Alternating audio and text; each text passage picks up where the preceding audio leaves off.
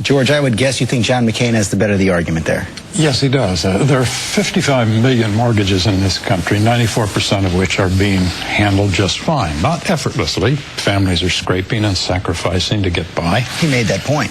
Quite. And they will not be amused, that 94%, if the other 6% get what will be by some other means a bailout. Now, Mrs. Clinton's answer in the command-control model of Democrats is price controls. That is, to control the price of money by freezing for 5 years the mortgage interest rates.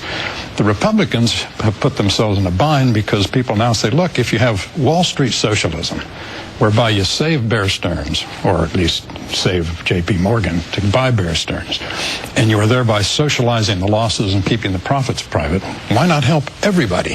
Soon we'll hear from everyone in the country who has a student loan. He says, that's a burden. Help me.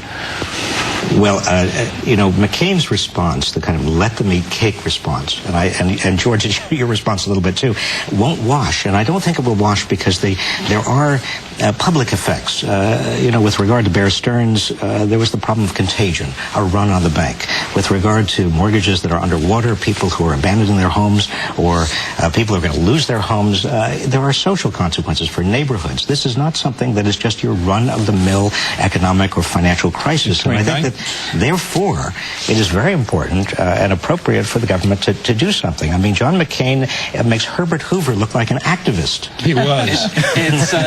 When I listened to McCain give that speech, I immediately thought of Herbert Hoover's Treasury Secretary. Liquidate farmers, liquidate workers, liquidate real estates, purge the rottenness from the system. You can't do this. This is a major financial crisis. You've got to do something, and that does include helping homeowners who were sucked in. It would be a little different if Alan Greenspan hadn't said, you should all take out adjustable rate mortgages. It would be a little different if the administration hadn't said housing prices are going up, if they hadn't said there is no bubble. So this is a situation where a lot of people have been caught. It's a natural disaster, in effect. It's like Katrina.